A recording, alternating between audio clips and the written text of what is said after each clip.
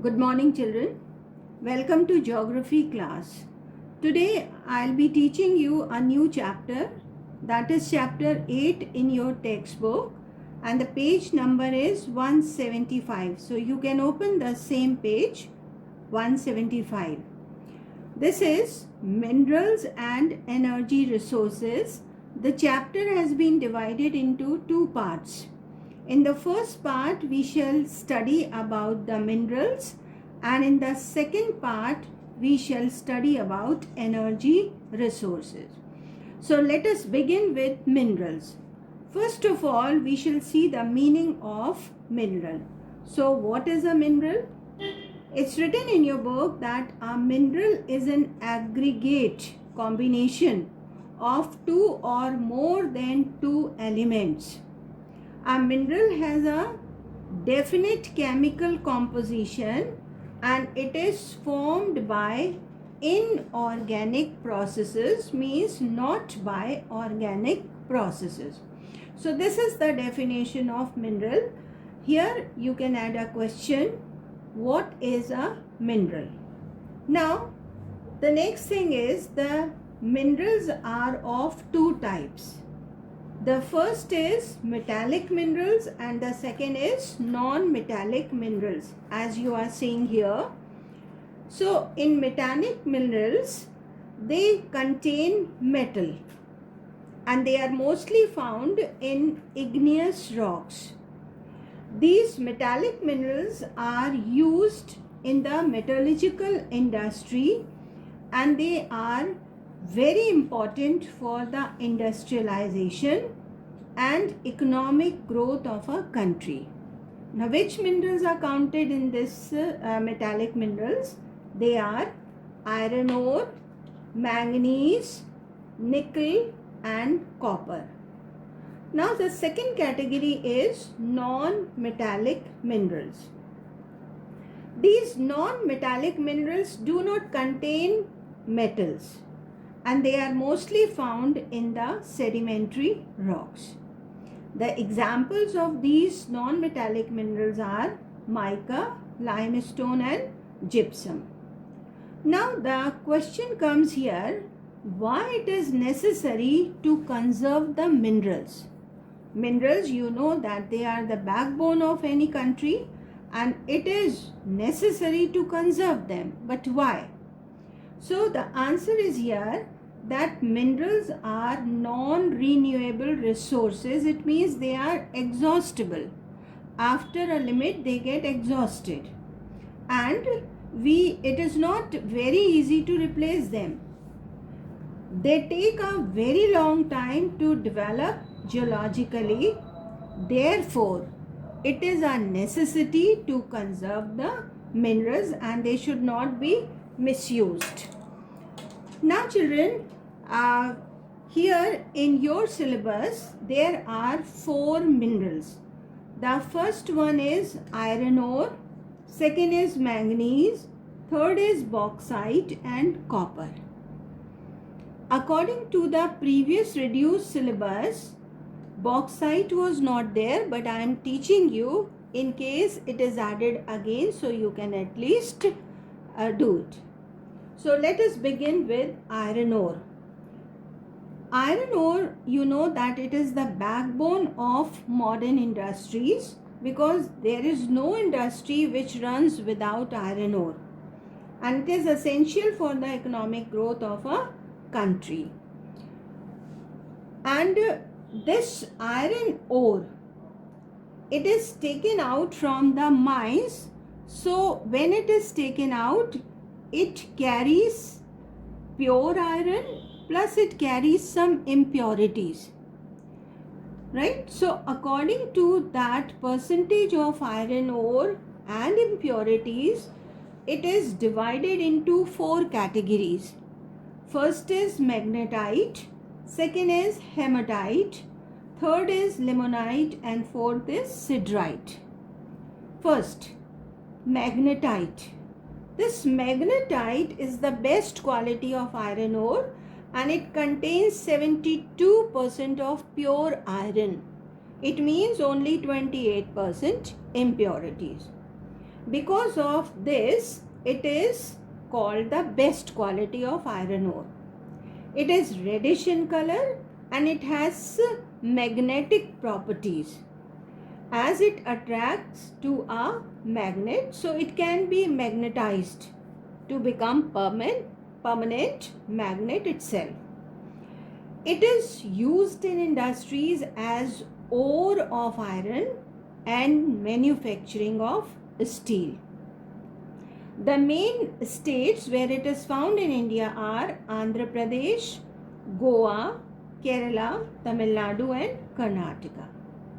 Second category is hematite. But before this, here uses are written. So this magnetite is mainly used to produce pigments. What are the pigments?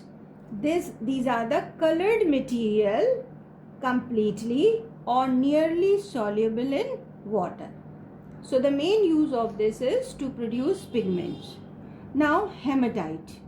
Hematite contains 60 to 70% of pure iron, means rest of the percentage it has impurities.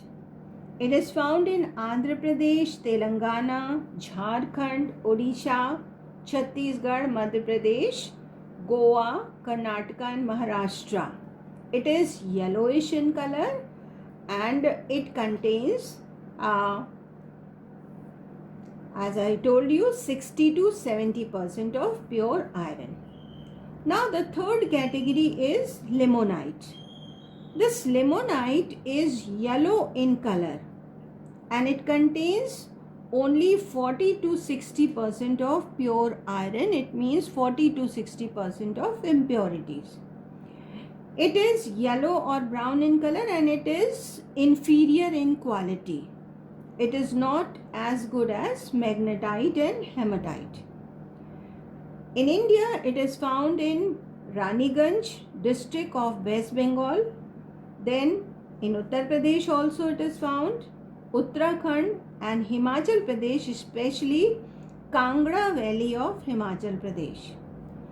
Limonite is also used as a pigment in the manufacture of paints. And then the last category is siderite. It is an inferior ore and it has many impurities. It has only 10 to 40% of pure iron and other percentages impurities. It is found mainly in Gujarat, Karnataka, Himachal Pradesh and Rajasthan, and it is economically important for steel production. Now we come to page 177 because 176 is for maps. You can see the location of these places. Now children, as we have seen that magnetite and the second is hematite. These two are the good quality iron ores. But the third and fourth, these are inferior quality of iron ore. But they are also very useful for the economic growth of the country. So let us see their importance or their uses. So here again a question comes, what are the uses of lower grade iron ore? Which lower grade iron ore? As you see here, limonite and siderite. These are called the lower grade iron ore. But they are used for something. First point is the lower grade iron ore is compacted and converted into pellets for export. Pellets in Hindi we can call it the patiyas or slab or tablets or slip of board. It is also used as sponge iron for blending with high grade ore. So these are the two uses of low grade iron ore. But if we see the importance or the uses of iron ore, they are many. So let us discuss 4. Out of these 4, iron and steel together form the largest manufactured products in the world. Largest. And then It is used widely in the construction of roads, railways, appliances, buildings, machines, tools, and automobiles. Then, steel is used in a variety of other construction materials such as the bolts, nails, screws, etc. Other applications or the uses of iron ore include shipbuilding, pipeline, transport, mining, furniture, and armor like personal armor and the vehicle armor. So these are the main uses of iron. Here a question is attached. What are the main uses of iron ore? You can learn it. Now let us see the distribution of iron ore in India, means in which states and which cities or districts of those states it is found. So here we can see that the most of the iron ore of India comes from South India or peninsular India. And the main states are Odisha, Jharkhand, Goa, Madhya Pradesh, Karnataka, Maharashtra, Andhra Pradesh, and Tamil Nadu. They all are belonging to the South India or peninsular India. Now we shall take them one by one. First one is Karnataka. It has large reserves of best quality of iron ore, that is magnetite and hematite. And the main cities or districts of Karnataka are Bellary and Hospet. Children, there are many other names, but you need to learn only two. One state and two districts of each state. Second is Chhattisgarh, and here the main districts are Durg and Bastar. Third is Odisha, and Odisha is the largest producer of iron ore. And the main districts are Sundargarh, Mayurbhanj, Kyojhar. You can learn any two here. Then next is Jharkhand, and the main districts are Singhbhum and Noa Mandi. Next is Goa. Next, Andhra Pradesh. Andhra Pradesh, we can say Anantapur and Nellore district. Tamil Nadu, Salem and Coimbatore.